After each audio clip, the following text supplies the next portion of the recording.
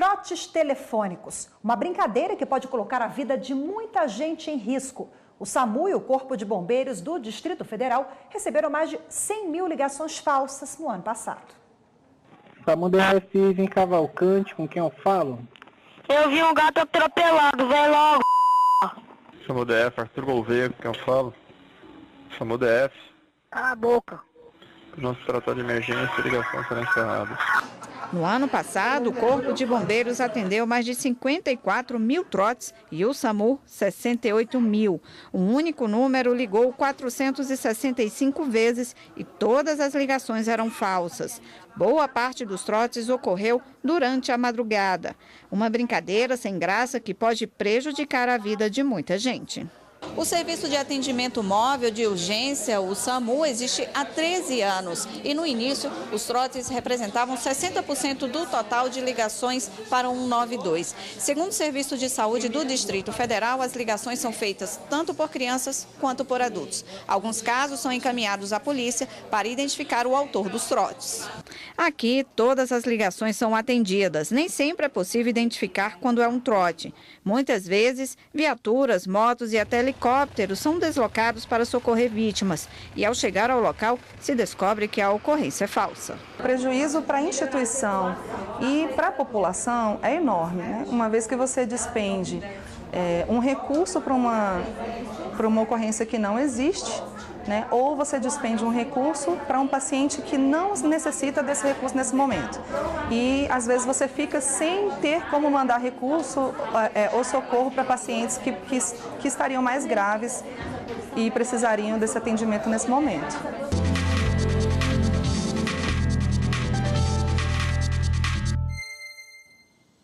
O SAMU do Distrito Federal faz campanhas educativas o ano inteiro para mostrar a importância do serviço para quem realmente precisa. Para dar mais detalhes sobre esse assunto, nós recebemos aqui nos estúdios da TV Justiça o advogado criminalista Amaury Andrade, a quem, antes de mais nada, agradeço a presença aqui nos estúdios da TV Justiça, desejando uma boa tarde também. Obrigado, boa tarde. Doutora Amaury, desculpa, Rafaela, você está também. É que a Rafaela estava de férias agora, a gente ainda não está se acostumando, se adaptando de novo. Doutor, quem passa trote para o SAMU, para os bombeiros ou para o Serviço de Atendimento de Emergência, ele pode ser enquadrado de que maneira?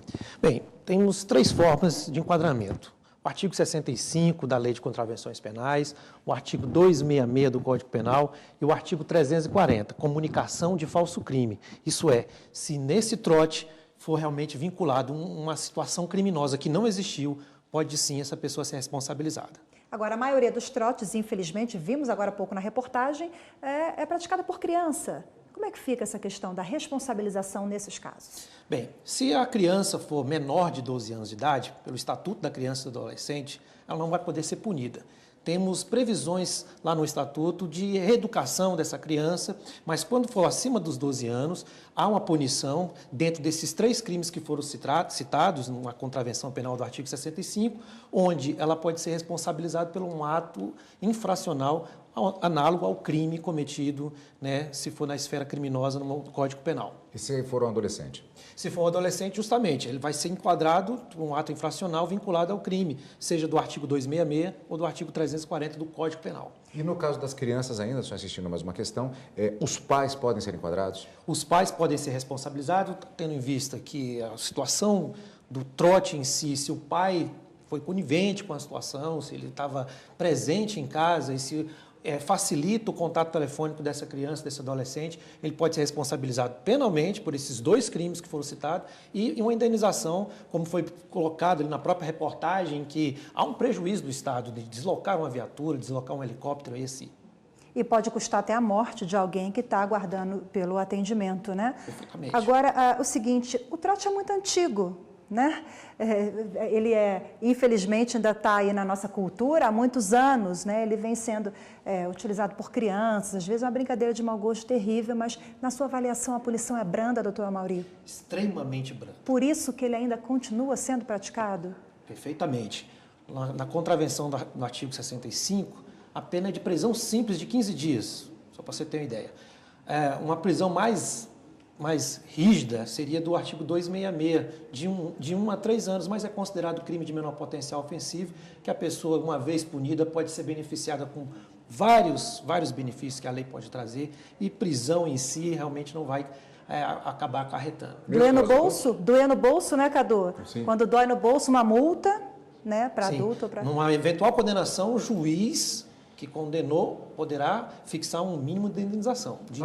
Agora, se o trote puder haver um vínculo entre uma situação que tenha causado um prejuízo sério para uma pessoa que poderia ter sido atendida ou até mesmo uma causa-morte, isso poderia ser utilizado para uma punição mais forte? Existe alguma jurisprudência já nesse sentido? Não tenha dúvida sobre isso, porque uma vez que a pessoa deixou de ser atendida e anteriormente, por exemplo, no caso do SAMU, foi atender uma ocorrência falsa, pode sim vincular uma indenização a essa pessoa que porventura cometeu esse trote.